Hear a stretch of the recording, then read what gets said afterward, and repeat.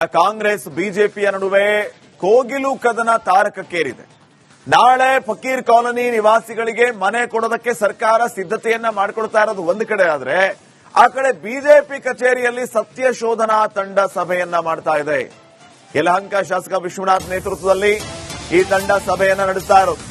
ನಾಳೆ ಕೋಗಿಲು ಲೇಔಟ್ಗೆ ಭೇಟಿಯನ್ನ ನೀಡಲಿಕ್ಕಿದೆ ಈ ಸತ್ಯ ಶೋಧನಾ ಸಮಿತಿ ನಿಯೋಗ. ನಾಳೆ ಹೇಗೆ ಮಾಹಿತಿ ಸಂಗ್ರಹ ಮಾಡಬೇಕು ಅಂತ ಚರ್ಚೆಯನ್ನ ಮಾಡ್ತಾ ಇದ್ದಾರೆ.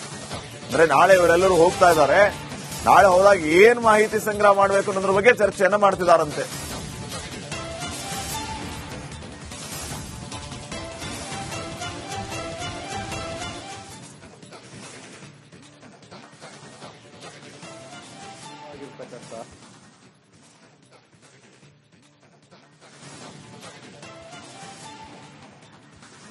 ಸತ್ಯ ಶೋಧನಾ ಸಮಿತಿ ಈಗ ಸಭೆಯನ್ನ ಸೇರಿರುವಂತದ್ದು. ನಾಳೆ ಸ್ಪಾಟ್ ವಿಸಿಟ್ ಅನ್ನ ಇವರು ಮಾಡಲಿಕ್ಕಿದ್ದಾರೆ.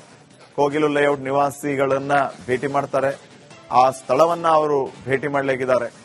ಈ ಸಂದರ್ಭದಲ್ಲಿ ಏನೇನು ಮಾಹಿತಿ ಕಲೆ ಹಾಕಬೇಕು ಅನ್ನೋದ್ರ ಬಗ್ಗೆ ಇವರೇನೋ ಈಗ ಚರ್ಚೆಯನ್ನ ಮಾಡ್ತಿದ್ದಾರಂತೆ.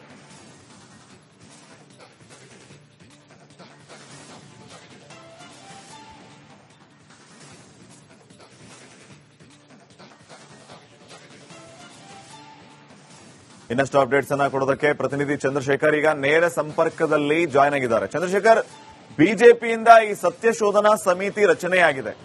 ಈ ಸತ್ಯ ಶೋಧನಾ ಸಮಿತಿಯ ವ್ಯಾಪ್ತಿ ಎಷ್ಟು, ಇವರ ಜವಾಬ್ದಾರಿ ಏನು, ಏನ್ ಅಪ್ಡೇಟ್ಸ್ ಕೊಡ್ತೀರಿ?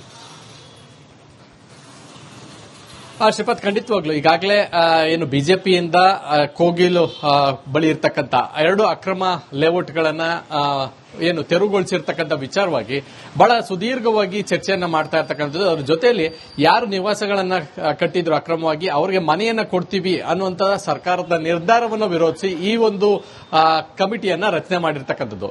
ಸತ್ಯಶೋಧನಾ ಸಮಿತಿಯ ಪ್ರಮುಖ ವಿಚಾರ ಅಂತಂದ್ರೆ ಅಲ್ಲಿರ್ತಕ್ಕಂಥ ನಿವಾಸಿಗಳು ಯಾರು, ಸೊ ಅವರು ಆಧಾರ್ ಆಗಿರ್ಬೋದು ಅಥವಾ ವೋಟರ್ ಐಡಿ ಆಗಿರ್ಬೋದು, ಮತ್ತು ಇದೆಲ್ಲವನ್ನು ಕೂಡ ಮೂಲವನ್ನ ಪತ್ತೆ ಹಚ್ಚುವಂತ ಕೆಲಸವನ್ನ ಪ್ರಮುಖವಾಗಿ ಮಾಡುವಂತಹ ವಿಚಾರಕ್ಕೆ ಸಂಬಂಧಪಟ್ಟಂತೆ ಇವತ್ತು ಮೊದಲರ ಸಭೆಯನ್ನ ನಡೆಸಲಾಯಿತು ಶಾಸಕ ವಿಶ್ವನಾಥ್ ಅವರ ನೇತೃತ್ವದಲ್ಲಿ. ಯಾಕಂತಂದ್ರೆ ಇವರು ಅದೇ ಯಲಹಂಕ ಕ್ಷೇತ್ರದ ಪಕ್ಕದಲ್ಲಿ ಈ ಕ್ಷೇತ್ರ ಇರೋದ್ರಿಂದ ಅವರನ್ನ ಈ ಕ್ಷೇತ್ರದ ಸಮಿತಿಯ ಮುಖ್ಯಸ್ಥರನ್ನ ಮಾಡಿರ್ತಕ್ಕಂಥದ್ದು. ಸೊ ಇನ್ನು ನಿವೃತ್ತ ಅಧಿಕಾರಿ ಭಾಸ್ಕರ್ ರಾವ್ ಕೂಡ ಇದ್ದಾರೆ. ಯಾಕಂದ್ರೆ ಅವರು ಕೂಡ ಬೆಂಗಳೂರು ಆಯುಕ್ತರು ಸೇರಿದಂತೆ ಬಹಳ ಉನ್ನತ ಮಟ್ಟದ ಪೊಲೀಸ್ ಅಧಿಕಾರಿ ಕೂಡ ಆಗಿದ್ರು. ಸೊ ಹೀಗಾಗಿ ಪ್ರಮುಖವಾಗಿ ಈ ಯಾವ್ಯಾವ ಆಂಗಲ್ ಅಲ್ಲಿ ಈ ಒಂದು ವಿಚಾರಣೆಯನ್ನು ಮಾಡಬಹುದು ಅಥವಾ ಸತ್ಯಶೋಧನಾ ಸಮಿತಿ ಏನ್ ಮಾಡಬಹುದು ಅನ್ನೋಂಥ ವಿಚಾರವಾಗಿ ಪ್ರಮುಖವಾಗಿ ಚರ್ಚೆಯನ್ನ ಮಾಡಿರ್ತಕ್ಕಂಥದ್ದು. ಇದರಲ್ಲಿ ಯಾವ ವ್ಯಕ್ತಿ ಎಲ್ಲಿದ್ರು, ಎಲ್ಲಿಂದ ಬಂದ್ರು, ಈ ರೀತಿಯಾದಂತಹ ಪ್ರಮುಖ ವಿಚಾರಗಳನ್ನ ಮಾಹಿತಿಯನ್ನ ಸಂಗ್ರಹ ಹಾಕೋದು. ಇದರ ಜೊತೆಗೆ ಯಾವೆಲ್ಲ ರೀತಿಯಲ್ಲಿ ಇವರು ಕನಿಷ್ಠ ಏನೇನು ಕಾನೂನು ಹೇಳುತ್ತೆ ಮನೆಯನ್ನ ಹಂಚಿಕೆ ಮಾಡಬೇಕಾದ್ರೆ ಅನ್ನುವಂಥದ್ದು ಪ್ರಮುಖವಾಗಿ ನೋಡೋದಾದ್ರೆ 5 ವರ್ಷ ಅವರು ಇಲ್ಲೇ ವಾಸವಾಗಿರಬೇಕು. ಆ ರೀತಿ ಯಾವುದೇ ರೀತಿಯಾದಂತಹ ಲಕ್ಷಣಗಳು ಕಾಣಿಸ್ತಾ ಇಲ್ಲ. ಯಾಕಂತಂದ್ರೆ ಬಿಜೆಪಿ ಆರೋಪ ಅಂತಂದ್ರೆ ಇವರೆಲ್ಲರೂ ಕೂಡ ಹೊರಗಿನಿಂದ ಬಂದವರು. ಸೊ ರೋಹಿಂಗ್ಯಗಳಾಗಿರ್ಬೋದು ಅಥವಾ ಬಾಂಗ್ಲಾದೇಶದಿಂದ ಬಂದಿರತಕ್ಕಂಥವ್ರು, ಇವ್ರಿಗೆ ಮನೆಯನ್ನ ಹಂಚಿಕೆ ಮಾಡೋದು ಹೇಗೆ? ಸೊ ಕನ್ನಡಿಗರಿಗೆ ಮೊದಲ ಆದ್ಯತೆಯನ್ನು ಕೊಡಬೇಕು. ಹೈಕಮಾಂಡ್ ಹೇಳಿದೆ ಅನ್ನೋ ಒಂದೇ ಕಾರಣಕ್ಕಾಗಿ ಮನೆಯನ್ನ ಕೊಡುವುದಕ್ಕೆ ಬರೋದಿಲ್ಲ. ಸೊ ಇದರ ಜೊತೆಗೆ ಅನೇಕ ನಿಯಮಗಳಿದೆ ಅನ್ನುವಂಥದ್ದು ಬಿಜೆಪಿಯ ವಾದ. ಇದರ ಜೊತೆಯಲ್ಲಿ ಸರ್ಕಾರವು ಕೂಡ 18 ಪ್ರಮುಖ ಅಂಶಗಳನ್ನ ತೆಗೆದುಕೊಂಡು ಅವರು ಈ 18 ಅಂಶದಲ್ಲಿ ಬರ್ತಾರಾ ಅನ್ನೋದು ಕೂಡ ಪರಿಶೀಲನೆ ಮಾಡ್ತಾ ಇದ್ದಾರೆ. ಆದ್ರೆ ಸಚಿವ ಜಮೀರ್ ಅಹಮದ್ ಆಗಿ ಶಾಸಕರ ನಜೀರ್ ಅಹಮದ್ ಇಬ್ಬರು ಕೂಡ ತರಾತುರಿಯಲ್ಲಿ ಇವತ್ತೇ ಮನೆಯನ್ನ ಕೊಡಬೇಕು ಅನ್ನುವಂತ ಬಹಳ ಒತ್ತಡವನ್ನ ಆಗ್ತಾ ಇರ್ತಕ್ಕಂಥದ್ದು ಅಧಿಕಾರಿಗಳ ಮೇಲೆ. ಸೊ ಹಾಗಾಗಿ ಈ ಅಧಿಕಾರಿಗಳ ಮೇಲೆ ಒತ್ತಡ ಹಾಕಿ ಮನೆಯನ್ನ ಕೊಡಿಸಲೇಬೇಕು ಅನ್ನೋಂಥದ್ದು. ನಾಳೆ ಇವತ್ತು ಕೊಡಬೇಕಾಗಿದ್ದಂತ ಕಾರ್ಯಕ್ರಮವನ್ನ ನಾಳೆಗೆ ಇಟ್ಕೊಂಡಿದ್ದಾರೆ. ಆದ್ರೆ ಅದರ ಒಳಗಾಗಿ ಕಾನೂನು ಮೊರೆಯನ್ನು ಕೂಡ ಹೋಗ್ಲಿಕ್ಕೆ ಬಿಜೆಪಿ ಒಂದಷ್ಟು ಸಕಲ ತಯಾರಿಯನ್ನು ಕೂಡ ಮಾಡ್ಕೊಳ್ತಾ ಇದೆ. ಆದ್ರೆ ಇದೆಲ್ಲ ಯಾವ ರೀತಿಯಾಗಿ ನಿರ್ಧಾರವಾಗುತ್ತೆ ಅನ್ನೋದು ಬಹಳ ಕುತೂಹಲ ಇದೆ. ಸೊ ಒಟ್ಟಾರೆ ನಾಳೆ ಇದ್ದಂತ ಸತ್ಯಶೋಧನಾ ಸಮಿತಿಯ ತಂಡದ ಒಂದು ವಿಸಿಟ್ ಶನಿವಾರಕ್ಕೆ ಹೋಗಿದೆ. ಸೊ ಹೀಗಾಗಿ ಶನಿವಾರ ಹೋಗಿ ಏನೆಲ್ಲ ವಿಚಾರಗಳನ್ನ ಅಲ್ಲಿ ಮಾಹಿತಿಯನ್ನ ಪಡೆದುಕೊಳ್ತಾರೆ ಮತ್ತು ಯಾವ ರೀತಿಯಾದಂತಹ ವರದಿಯನ್ನ ಸಬ್ಮಿಟ್ ಮಾಡಿದ ನಂತರ ಅದನ್ನು ಯಾರಿಗೆ ತಲುಪಿಸ್ತಾರೆ ರಾಜ್ಯಾಧ್ಯಕ್ಷರು ಅನ್ನೋದು ಕೂಡ ಬಹಳ ಕುತೂಹಲ ಇರತಕ್ಕಂಥದ್ದು. Shripad, okay, thank you Chandrashekhar ಮಾಹಿತಿಗಾಗಿ. ಇನ್ನು ಕಾಂಗ್ರೆಸ್ ಬಿಜೆಪಿಯ ನಡುವೆ ಕೋಗಿಲು ಕದನ ತಾರಕಕ್ಕೇರಿದೆ. ನಾಳೆ ಫಕೀರ್ ಕಾಲೋನಿ ನಿವಾಸಿಗಳಿಗೆ ಮನೆ ಕೊಡೋದಕ್ಕೆ ಸರ್ಕಾರ ಸಿದ್ಧತೆಯನ್ನ ಮಾಡಿಕೊಳ್ತಾ ಇರೋದು ಒಂದು ಕಡೆ ಆದ್ರೆ, ಆ ಕಡೆ ಬಿಜೆಪಿ ಕಚೇರಿಯಲ್ಲಿ ಸತ್ಯ ಶೋಧನಾ ತಂಡ ಸಭೆಯನ್ನ ಮಾಡ್ತಾ ಇದೆ. ಯಲಹಂಕ ಶಾಸಕ ವಿಶ್ವನಾಥ್ ನೇತೃತ್ವದಲ್ಲಿ ಈ ತಂಡ ಸಭೆಯನ್ನ ನಡೆಸ್ತಾ ಇರೋದು. ನಾಳೆ ಕೋಗಿಲು ಲೇಔಟ್ಗೆ ಭೇಟಿಯನ್ನ ನೀಡಲಿಕ್ಕಿದೆ ಈ ಸತ್ಯ ಶೋಧನಾ ಸಮಿತಿ ನಿಯೋಗ. ನಾಳೆ ಹೇಗೆ ಮಾಹಿತಿ ಸಂಗ್ರಹ ಮಾಡಬೇಕು ಅಂತ ಚರ್ಚೆಯನ್ನ ಮಾಡ್ತಾ ಇದ್ದಾರೆ. ಅಂದ್ರೆ ನಾಳೆ ಇವರೆಲ್ಲರೂ ಹೋಗ್ತಾ ಇದ್ದಾರೆ. ನಾಳೆ ಹೋದಾಗ ಏನ್ ಮಾಹಿತಿ ಸಂಗ್ರಹ ಮಾಡಬೇಕು ಅನ್ನೋದ್ರ ಬಗ್ಗೆ ಚರ್ಚೆಯನ್ನ ಮಾಡ್ತಿದ್ದಾರಂತೆ.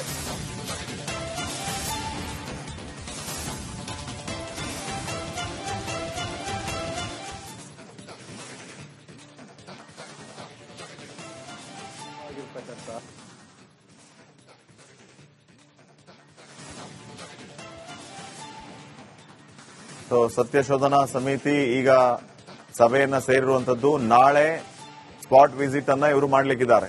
ಕೋಗಿಲು ಲೇಔಟ್ ನಿವಾಸಿಗಳನ್ನ ಭೇಟಿ ಮಾಡ್ತಾರೆ. ಆ ಸ್ಥಳವನ್ನ ಅವರು ಭೇಟಿ ಮಾಡಲಿಕ್ಕಿದ್ದಾರೆ. ಈ ಸಂದರ್ಭದಲ್ಲಿ ಏನೇನು ಮಾಹಿತಿ ಕಲೆ ಹಾಕಬೇಕು ಅನ್ನೋದ್ರ ಬಗ್ಗೆ ಇವರೇನೋ ಈಗ ಚರ್ಚೆಯನ್ನ ಮಾಡ್ತಿದ್ದಾರಂತೆ.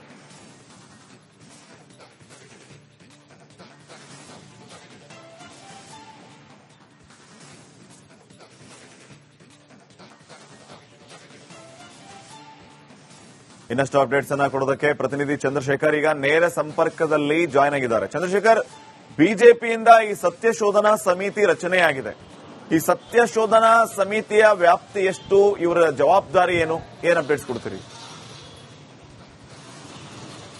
ಶ್ರೀಪಾದ್, ಖಂಡಿತವಾಗ್ಲು ಈಗಾಗಲೇ ಏನು ಬಿಜೆಪಿಯಿಂದ ಕೋಗಿಲು ಬಳಿ ಇರ್ತಕ್ಕಂಥ 2 ಅಕ್ರಮ ಲೇಔಟ್ಗಳನ್ನ ಏನು ತೆರವುಗೊಳಿಸಿರ್ತಕ್ಕಂಥ ವಿಚಾರವಾಗಿ ಬಹಳ ಸುದೀರ್ಘವಾಗಿ ಚರ್ಚೆಯನ್ನ ಮಾಡ್ತಾ ಇರ್ತಕ್ಕಂಥದ್ದು. ಅವ್ರ ಜೊತೆಯಲ್ಲಿ ಯಾರು ನಿವಾಸಗಳನ್ನ ಕಟ್ಟಿದ್ರು ಅಕ್ರಮವಾಗಿ ಅವರಿಗೆ ಮನೆಯನ್ನ ಕೊಡ್ತೀವಿ ಅನ್ನುವಂತ ಸರ್ಕಾರದ ನಿರ್ಧಾರವನ್ನು ವಿರೋಧಿಸಿ ಈ ಒಂದು ಕಮಿಟಿಯನ್ನ ರಚನೆ ಮಾಡಿರ್ತಕ್ಕಂಥದ್ದು. ಸತ್ಯಶೋಧನಾ ಸಮಿತಿಯ ಪ್ರಮುಖ ವಿಚಾರ ಅಂತಂದ್ರೆ ಅಲ್ಲಿರ್ತಕ್ಕಂಥ ನಿವಾಸಿಗಳು ಯಾರು, ಸೊ ಅವರು ಆಧಾರ್ ಆಗಿರ್ಬೋದು ಅಥವಾ ವೋಟರ್ ಐಡಿ ಆಗಿರ್ಬೋದು, ಮತ್ತೆ ಇದೆಲ್ಲವನ್ನು ಕೂಡ ಮೂಲವನ್ನ ಪತ್ತೆ ಹಚ್ಚುವಂತ ಕೆಲಸವನ್ನ ಪ್ರಮುಖವಾಗಿ ಮಾಡುವಂತಹ ವಿಚಾರಕ್ಕೆ ಸಂಬಂಧಪಟ್ಟಂತೆ ಇವತ್ತು ಮೊದಲರ ಸಭೆಯನ್ನ ನಡೆಸಲಾಯಿತು ಶಾಸಕ ವಿಶ್ವನಾಥ್ ಅವರ ನೇತೃತ್ವದಲ್ಲಿ. ಯಾಕಂತಂದ್ರೆ ಇವರು ಅದೇ ಯಲಹಂಕ ಕ್ಷೇತ್ರದ ಪಕ್ಕದಲ್ಲಿ ಈ ಕ್ಷೇತ್ರ ಇರೋದ್ರಿಂದ ಅವರನ್ನ ಈ ಕ್ಷೇತ್ರದ ಸಮಿತಿಯ ಮುಖ್ಯಸ್ಥರನ್ನಾಗಿ ಮಾಡಿರ್ತಕ್ಕಂಥದ್ದು. ಸೊ ಇನ್ನು ನಿವೃತ್ತ ಅಧಿಕಾರಿ ಭಾಸ್ಕರ್ ರಾವ್ ಕೂಡ ಇದ್ದಾರೆ. ಯಾಕಂದ್ರೆ ಅವರು ಕೂಡ ಬೆಂಗಳೂರು ಆಯುಕ್ತರು ಸೇರಿದಂತೆ ಬಹಳ ಉನ್ನತ ಮಟ್ಟದ ಪೊಲೀಸ್ ಅಧಿಕಾರಿ ಕೂಡ ಆಗಿದ್ರು. ಸೊ ಹೀಗಾಗಿ ಪ್ರಮುಖವಾಗಿ ಈ ಯಾವ್ಯಾವ ಆಂಗಲ್ ಅಲ್ಲಿ ಈ ಒಂದು ವಿಚಾರಣೆಯನ್ನು ಮಾಡಬಹುದು ಅಥವಾ ಸತ್ಯಶೋಧನಾ ಸಮಿತಿ ಏನ್ ಮಾಡಬಹುದು ಅನ್ನೋಂಥ ವಿಚಾರವಾಗಿ ಪ್ರಮುಖವಾಗಿ ಚರ್ಚೆಯನ್ನ ಮಾಡಿರ್ತಕ್ಕಂಥದ್ದು. ಇದರಲ್ಲಿ ಯಾವ ವ್ಯಕ್ತಿ ಎಲ್ಲಿದ್ರು, ಎಲ್ಲಿಂದ ಬಂದ್ರು, ಈ ರೀತಿಯಾದಂತಹ ಪ್ರಮುಖ ವಿಚಾರಗಳನ್ನ ಮಾಹಿತಿಯನ್ನ ಸಂಗ್ರಹ ಹಾಕೋದು. ಇದರ ಜೊತೆಗೆ ಯಾವೆಲ್ಲ ರೀತಿಯಲ್ಲಿ ಇವರು ಕನಿಷ್ಠ ಏನೇನು ಕಾನೂನು ಹೇಳುತ್ತೆ ಮನೆಯನ್ನ ಹಂಚಿಕೆ ಮಾಡಬೇಕಾದ್ರೆ ಅನ್ನುವಂಥದ್ದು ಪ್ರಮುಖವಾಗಿ ನೋಡೋದಾದ್ರೆ 5 ವರ್ಷ ಅವರು ಇಲ್ಲೇ ವಾಸವಾಗಿರಬೇಕು. ಆ ರೀತಿ ಯಾವುದೇ ರೀತಿಯಾದಂತಹ ಲಕ್ಷಣಗಳು ಕಾಣಿಸ್ತಾ ಇಲ್ಲ. ಯಾಕಂತಂದ್ರೆ ಬಿಜೆಪಿ ಆರೋಪ ಅಂತಂದ್ರೆ ಇವರೆಲ್ಲರೂ ಕೂಡ ಹೊರಗಿನಿಂದ ಬಂದವರು, ಸೊ ರೋಹಿಂಗ್ಯಗಳಾಗಿರ್ಬೋದು ಅಥವಾ ಬಾಂಗ್ಲಾದೇಶದಿಂದ ಬಂದಿರತಕ್ಕಂಥವ್ರು, ಇವ್ರಿಗೆ ಮನೆಯನ್ನ ಹಂಚಿಕೆ ಮಾಡೋದು ಹೇಗೆ? ಸೊ ಕನ್ನಡಿಗರಿಗೆ ಮೊದಲ ಆದ್ಯತೆಯನ್ನು ಕೊಡಬೇಕು. ಹೈಕಮಾಂಡ್ ಹೇಳಿದೆ ಅನ್ನೋ ಒಂದೇ ಕಾರಣಕ್ಕಾಗಿ ಮನೆಯನ್ನ ಕೊಡುವುದಕ್ಕೆ ಬರೋದಿಲ್ಲ.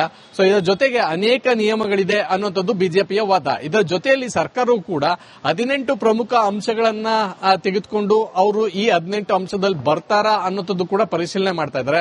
ಆದ್ರೆ ಸಚಿವ ಜಮೀರ್ ಅಹಮದ್ ಆಗಿ ಶಾಸಕರ ನಜೀರ್ ಅಹಮದ್ ಇಬ್ಬರು ಕೂಡ ತರಾತುರಿಯಲ್ಲಿ ಇವತ್ತೇ ಮನೆಯನ್ನ ಕೊಡಬೇಕು ಅನ್ನುವಂತ ಬಹಳ ಒತ್ತಡವನ್ನ ಆಗ್ತಾ ಇರ್ತಕ್ಕಂಥದ್ದು ಅಧಿಕಾರಿಗಳ ಮೇಲೆ. ಸೊ ಹಾಗಾಗಿ ಈ ಅಧಿಕಾರಿಗಳ ಮೇಲೆ ಒತ್ತಡ ಹಾಕಿ ಮನೆಯನ್ನ ಕೊಡಿಸಲೇಬೇಕು ಅನ್ನೋಂಥದ್ದು. ನಾಳೆ ಇವತ್ತು ಕೊಡಬೇಕಾಗಿದ್ದಂತ ಕಾರ್ಯಕ್ರಮವನ್ನ ನಾಳೆಗೆ ಇಟ್ಕೊಂಡಿದ್ದಾರೆ. ಆದ್ರೆ ಅದರ ಒಳಗಾಗಿ ಕಾನೂನು ಮೊರೆಯನ್ನು ಕೂಡ ಹೋಗ್ಲಿಕ್ಕೆ ಬಿಜೆಪಿ ಒಂದಷ್ಟು ಸಕಲ ತಯಾರಿಯನ್ನು ಕೂಡ ಮಾಡ್ಕೊಳ್ತಾ ಇದೆ. ಆದ್ರೆ ಇದೆಲ್ಲ ಯಾವ ರೀತಿಯಾಗಿ ನಿರ್ಧಾರವಾಗುತ್ತೆ ಅನ್ನೋದು ಬಹಳ ಕುತೂಹಲ ಇದೆ. ಸೊ ಒಟ್ಟಾರೆ ನಾಳೆ ಇದ್ದಂತ ಸತ್ಯಶೋಧನಾ ಸಮಿತಿಯ ತಂಡದ ಒಂದು ವಿಸಿಟ್ ಶನಿವಾರಕ್ಕೆ ಹೋಗಿದೆ. ಸೊ ಹೀಗಾಗಿ ಶನಿವಾರ ಹೋಗಿ ಏನೆಲ್ಲ ವಿಚಾರಗಳನ್ನ ಅಲ್ಲಿ ಮಾಹಿತಿಯನ್ನ ಪಡೆದುಕೊಳ್ತಾರೆ ಮತ್ತು ಯಾವ ರೀತಿಯಾದಂತಹ ವರದಿಯನ್ನ ಸಬ್ಮಿಟ್ ಮಾಡಿದ ನಂತರ ಅದನ್ನು ಯಾರಿಗೆ ತಲುಪಿಸ್ತಾರೆ ರಾಜ್ಯಾಧ್ಯಕ್ಷರು ಅನ್ನೋದು ಕೂಡ ಬಹಳ ಕುತೂಹಲ ಇರತಕ್ಕಂಥದ್ದು. Shripad. Okay, thank you Chandrashekhar ಮಾಹಿತಿಗಾಗಿ.